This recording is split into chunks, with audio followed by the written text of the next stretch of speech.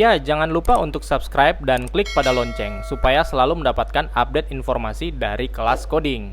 Hai teman-teman, apa kabar? Kembali lagi bersama Hendro di sini di channel Kelas Coding. Pada video kita kali ini saya akan membahas salah satu masalah yang mungkin sering kita keluhkan di Java. Seperti yang kita tahu, bahasa pemrograman Java itu salah satu bahasa yang luar biasa bagus sebenarnya.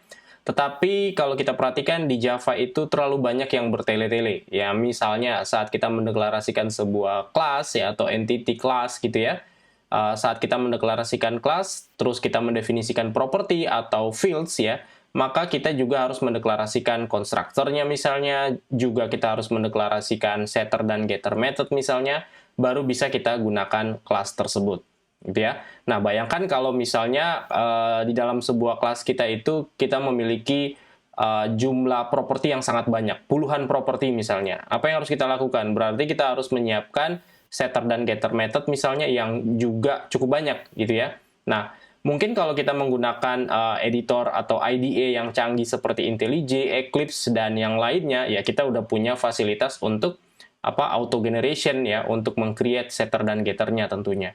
Tetapi ini tetap saja bertele-tele atau cukup mengganggu gitu ya. Bisa nggak kalau misalnya kita cuma perlu mendeklarasikan kelasnya dan property atau fieldnya, kemudian setter dan getternya atau konstruktornya itu nggak perlu kita deklarasikan secara eksplisit. Nah, pada video kita kali ini, kita akan melihat bagaimana kita melakukan hal itu dengan menggunakan sebuah library yaitu Lombok. Oke, kita langsung aja pada contoh kita di video berikut ini. Baik, saya akan menggunakan contoh kita terkait di project Spring Boot ya, Spring Boot API. Mungkin bagi teman-teman yang belum menyaksikan video tutorial saya terkait Spring Boot API, teman-teman bisa mengikuti pada playlist Spring Boot ya, bisa dilihat di bagian deskripsi. Kemudian teman-teman bisa melanjutkan ke dalam video ini. Ya, walaupun sebenarnya terkait dengan library yang akan kita gunakan yaitu Lombok itu nggak harus kita gunakan di dalam Spring ya. Artinya kita bisa gunakan library Lombok itu pada berbagai jenis aplikasi Java lainnya yang nggak harus Spring. Tetapi saya pakai contoh ini supaya memudahkan kita dan kita tidak mulai dari nol gitu ya. Jadi udah ada project yang bisa kita jadikan sampel. Nah, contohnya di sini ya, saya tampilkan sebuah entity class, mungkin kita pakai kategori gitu ya. Nah, misalnya ini sebuah entity class biasa sebenarnya. Dan di sini kalau kita perhatikan teman-teman, saya cuman punya sebuah kelas kategori, entity class kategori, kemudian di sini dia punya dua field yaitu ID dan name. Oke. Dan di sini saya wajib mendeklarasikan setter dan getternya di bawah sini. Dan kalau ini misalnya saya hapus, misalnya, ya nggak ada deklarasi setter dan getternya, saya save, maka project saya ini langsung error ya. Kalau kita lihat di sini, dia langsung error. Karena apa? Karena di bagian kelas yang lain, ya misalnya di kelas service ini, saya butuh mengakses setter dan getter tadi untuk memanipulasi property ID atau name di sini. Oke, jadi saya wajib tadi mengimplement setter dan getter method. Nah, ini yang menurut saya atau banyak programmer Java lainnya juga mengeluhkan gitu ya. Ini terlalu bertele-tele. Mungkin kalau teman-teman sudah melihat spesifikasi Java di SDK yang terbaru, SDK 16, di sana juga udah ada opsi baru ya, yang dimana kita bisa mendeklarasikan objek ya tanpa harus membuat kelas ya. Teman-teman bisa lihat aja di spesifikasi SDK Java yang terbaru. Nanti mungkin di video-video saya yang akan datang saya akan bahas juga sedikit tentang itu.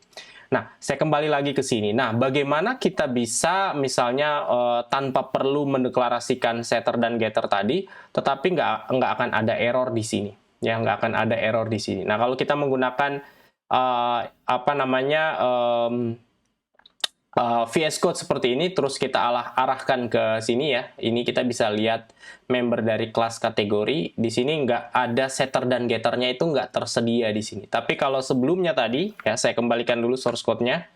Nah, seperti ini, saya save dan errornya hilang ya. Ini karena di sini kalau kita lihat membernya, nah ini ada setter dan getter di sini. Oke? Jadi, karena memang secara eksplisit kita udah tuliskan. Oke? Nah, untuk kebutuhan itu kita akan menggunakan library Project Lombok ya. Kalau teman-teman, saya buka dulu browser saya. Nah, ini dia Project Lombok. Kalau teman-teman searching di Google ya, cari aja Project Lombok tutorial gitu, akan banyak sekali URL yang akan membahas terkait ini. Saya buka aja website originalnya, yaitu projectlombok.org. Nah, di sana kita bisa melihat apa sih Project Lombok itu. Ya, di sini sebenarnya dia bilang Project Lombok ini adalah library Java yang secara otomatis ini akan menambahkan ya, baik itu di editor kita atau di dalam build tools ya, di dalam build tools, di mana kita itu tidak perlu lagi ya, tidak perlu lagi menuliskan getter atau setter tadi, atau equals method atau constructor ya secara eksplisit di dalam kode program kita. Jadi yang terjadi itu library ini akan menambahkan setter dan getternya tadi atau konstruktornya tadi pada saat build ya, atau pada saat kompilasi gitu ya, pada saat kompilasi project kita. Oke?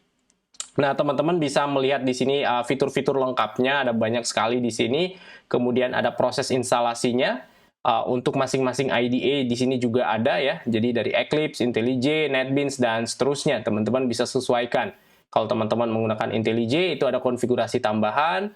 Kalau teman-teman menggunakan Eclipse juga sama, ada konfigurasi tambahan. Selain adalah library-nya Project Lombok itu sendiri, yaitu Maven dependensinya, seperti yang ada di sini. Oke, nah ini akan kita tambahkan dalam project kita. Jadi Maven-nya akan saya tambahkan, kemudian saya juga perlu, kebetulan saya menggunakan VS Code, jadi supaya VS Code itu bisa mengenali Lombok tadi, ya, saya perlu menambahkan library extension di dalam VS Code di sini. Jadi saya buka extensionnya, kemudian searching aja di sini Lombok, gitu ya, teman-teman searching aja Lombok. Nah ini ada Lombok Annotation Support. Nah, di ini tinggal kita install aja. Nah, setelah kita install di sini, nanti si VS Code ini akan mengenali anotasinya si Lombok dan akan melakukan proses tadi ya. Saat kita build gitu, dia otomatis menambahkan setter dan getter atau misalnya constructor dari kelas-kelas entity kita atau kelas-kelas Java Bean kita yang lainnya. Oke, jadi jangan lupa ini ditambahkan juga, dan dependensinya itu sendiri tadi ke dalam project kita. Saya tambahkan ke dalam POM XML-nya. Nah, di sini misalnya saya tulis aja manual gitu ya.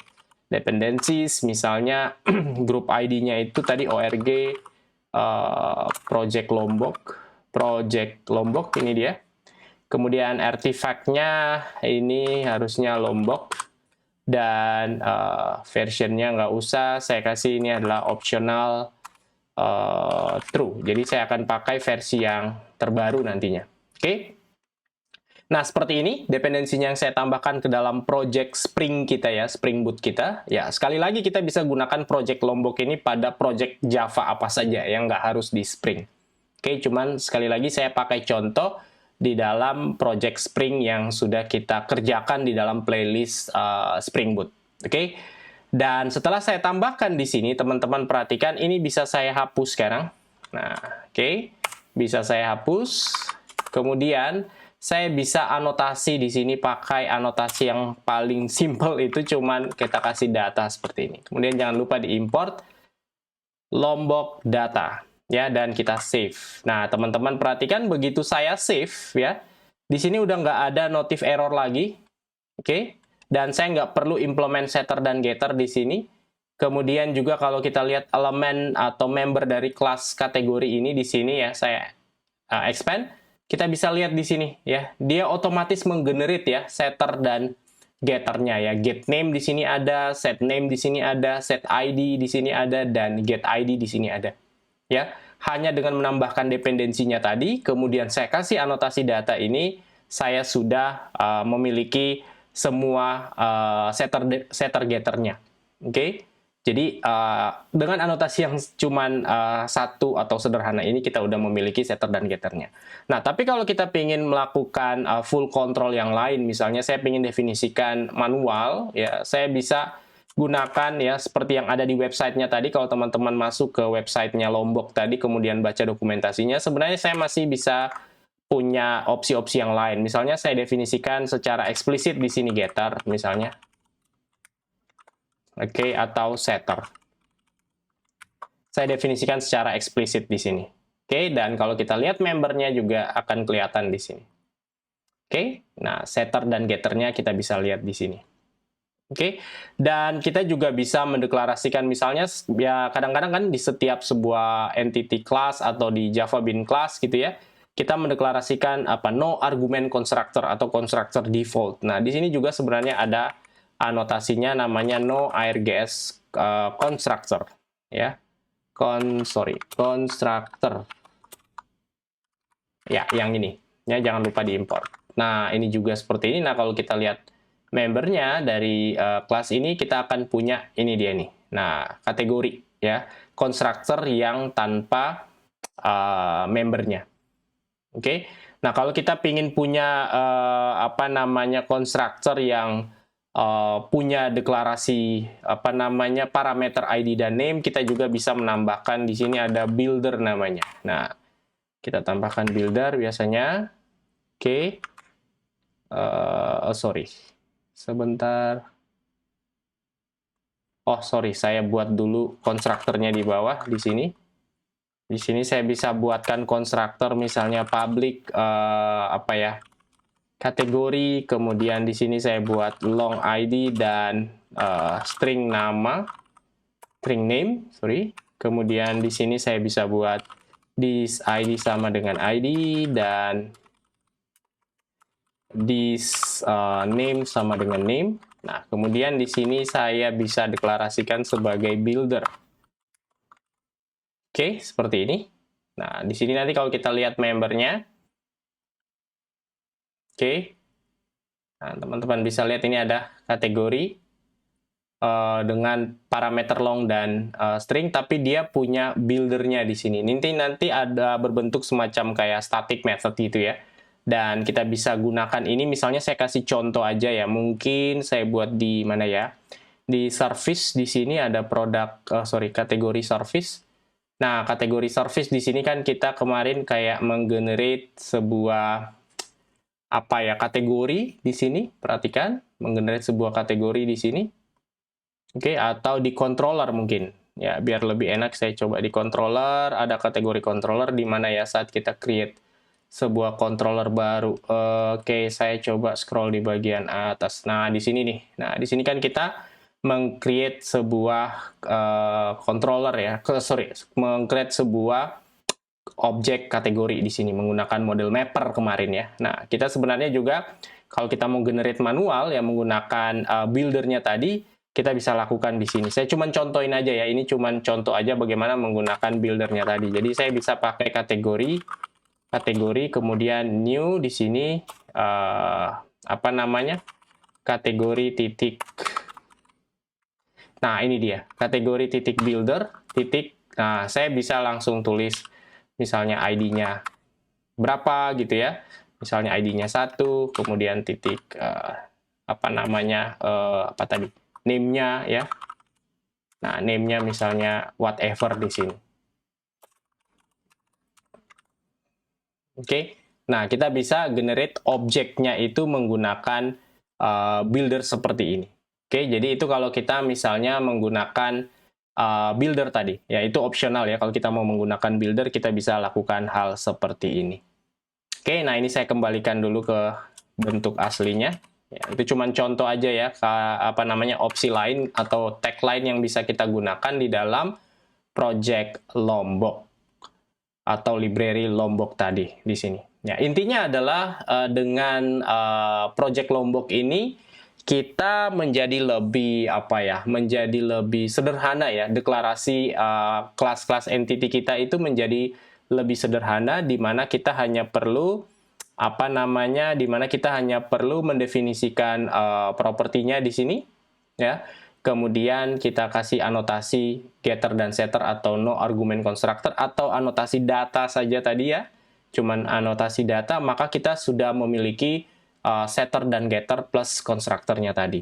Oke. Nah, ini akan sangat-sangat membantu kita ya. Bayangkan kalau misalnya properti yang ada di sini bukan hanya ada ID dan name, tetapi ada banyak sekali propertinya di sini. Misalnya ada ID, name, dan properti-properti yang lain ya. Secara otomatis dia akan generate setter dan getternya pada saat kompilasi atau pada saat build time. Oke. Nah, kira-kira seperti itu teman-teman, bagaimana kita bisa menggunakan library Lombok di dalam project aplikasi Java kita dan secara khusus dalam project Spring Boot kita kali ini, ya. Dan semoga video ini bermanfaat bagi teman-teman, dan kalau bermanfaat jangan lupa untuk subscribe, like, dan di-share kepada teman-teman lain yang mungkin saja membutuhkan. Sampai jumpa di video kita yang akan datang. Terima kasih.